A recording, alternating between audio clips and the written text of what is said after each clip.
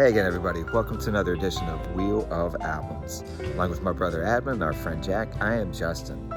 What we do here on Wheel of Albums is we spin a wheel of the 1001 albums you must hear before you die. Then we listen to that album for a week. Then we get together and we share our thoughts about if we think that album is something you must listen to before you die. This week, Jack got a hold of the wheel and spun Anita Baker's 1986 release, Rapture. Now, I am well aware of Rapture by Anita Baker, winning lots of awards back in the 80s. Sweet Love was pretty tough to escape at one point there on the radio, too. But as far as me sitting down and listening to Rapture all the way through, this is the first time I have ever done that before. Adam, how about you? So this week we had Anita Baker. I had heard the name before. I was not in store for what the Rapture was going to bring us, with smooth, soulful ballads and music and a mood that makes you want to get down, turn the lights off, and rub some body parts. Nothing against Miss Baker, but I just at first thought, I don't really know if this belongs on this list. But maybe I've underestimated her. Maybe The Quiet Storm is stronger than I give it credit for. Speaking of The Quiet Storm, I kept racking my brain around this all week long. The Quiet Storm is fantastic. The Quiet Storm, the DJs back in the day with the smooth voices introducing those songs. What a juxtaposition. And I associate it mainly with Venus Flytrap from WKRP because I thought that's what he said, and then he would stroke the wind chimes. Awesome name, and really sums up the sound comes from not just Anita Baker, but all of these other artists that are soulful and smooth and jazz infused. And the genre has its audience, jazz, light R&B artists, and I enjoy a lot of it. I just don't know that I'm super into it. Now, evidently, that name came from an album by Smokey Robinson, and they started up a late-night radio program known as The Quiet Storm. If you were ever thinking of having a romantic evening and all you thought you needed was Marvin Gaye, you were absolutely wrong. Put it on the radio station, you get Marvin, you get Luther Vandross, you get a little Babyface, you get Anita Baker. You want to talk about setting the mood. The Quiet Storm is the way to do that. And perhaps what makes the name Quiet Storm so powerful as a genre is just hearing the words Quiet Storm, you know that it's time to get deep down and romantic. And on Rapture, there's tons of opportunities for that. Caught up in the rapture of love, nothing else can compare. When I feel the magic of you. And that would be my choice if I was to pick one song from Rapture that I want to light a candle and play something special to get in that romantic mood. What song from Rapture is going to be the soundtrack to my special moment with my special lady? And then you had asked about lighting a candle, but come on now. We're more responsible. We're doing wax melts. And it's a honeysuckle lavender scent, and the lights are low. And I put Mystery on. I know a lot of people would choose Sweet Love, but I'm going with Mystery. So there's 3 songs on Rapture that you gotta have, I think, if you're setting the mood.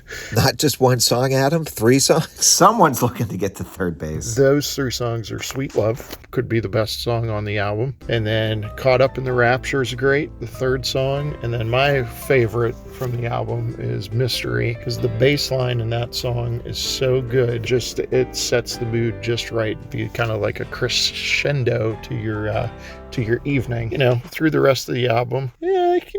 You're just going to cuddle a little. Now, for those that are unfamiliar with the term baby making music, that can get thrown around sometimes as far as The Quiet Storm. I've always said Let's Get It On by Marvin Gaye is probably the pinnacle moment of baby making music. And I was wondering what you guys thought as far as Rapture goes. And you both had polar opposite extremes of what you thought this was as far as baby making music goes.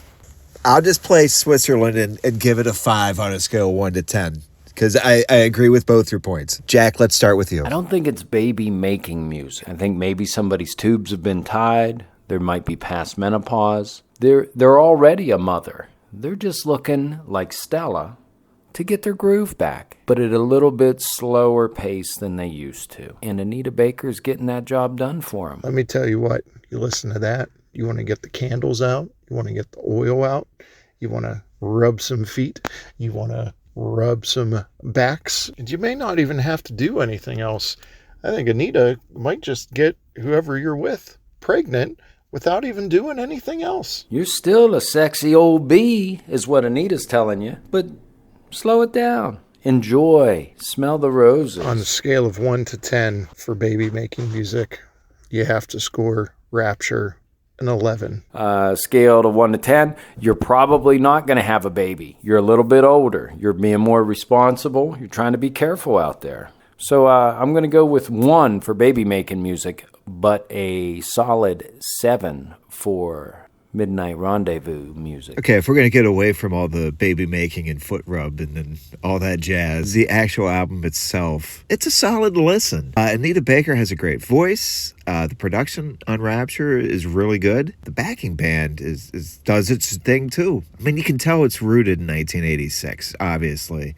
And in 1986, maybe 12-year-old Justin would have had more luck with the ladies playing Anita Baker's Rapture instead of deciding if Metallica or Depeche Mode was cooler. But I still think I would look like a giant tool if I was walking around listening to Rapture at the age of 12. So let's give a hand or a foot to the studio band on this album. They really laid it down and made it enjoyable to listen to. I think ultimately what sells the record the most and what pushed it, sold it 5 million copies in America, is Anita Baker's voice. Don't know if it would be nearly as popular with just another generic type of singer. She does have range. It's impressive. And I think she's the one that kind of embodied those songs better than maybe just some random studio singer could have. That's on Anita Baker. She deserves the credit for really strengthening the Quiet Storm genre, especially the female version of the Quiet Storm genre.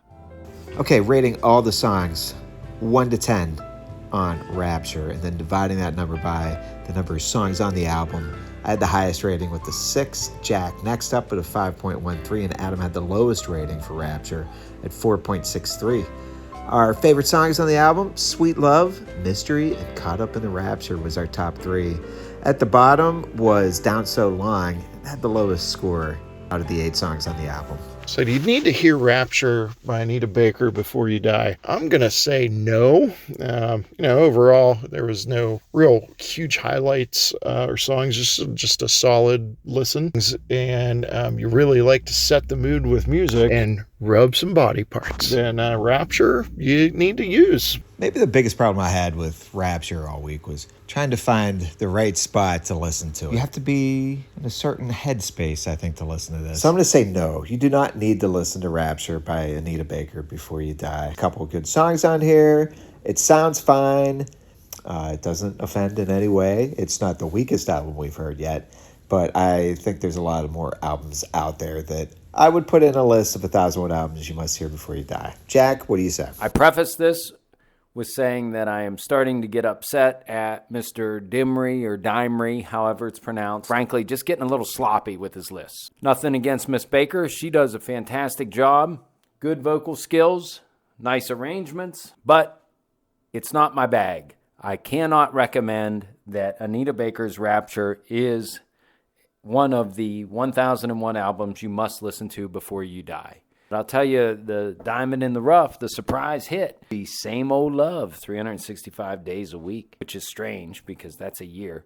That makes me imagine if there were a sequel to Fast Break called Faster Break, that would be the background love story song. Give it a spin, but you don't have to hear the entire album Rapture by Anita Baker before you die. All right, that is our 4th Goose Egg album. Hey, thanks for listening. If you are on YouTube and listening, hit that subscribe button. We'd love if you caught a new episode from each Monday. And also on Spotify, if you want to follow on there. Give us a rating. Those are always nice, they say. All right, time to spin that wheel for the next album. I get album number 15, and here we go. That's The Way of the World by Earth, Wind & Fire, our first soundtrack album. Okay, so Jack is recommending we watch the movie That's the Way of the World, and Adam said he just listened to this album last week, so he's already got a head start. All right, for the two of them and myself, Justin, thanks for listening to Wheel of Albums. So the art to a good foot rub is to really get into the phalanges and, get all those toes. And, my favorite one to start with is the pinky. And then you just work all the way over to the big toe. That's how you rub a foot. So we clearly have talked about Anita Baker's voice, the arrangements of the music, but, have we mentioned her feet? Obviously, I went, what is according to Brad Brown, too deep, and I went to Anita Baker's WikiFeet page because sweet love, feet love, right? And the consensus there is nice feet, almost 4.5 stars out of 5. So good voice and nice feet. How about you guys? What's your method for rubbing feet? Can we keep this PG, guys?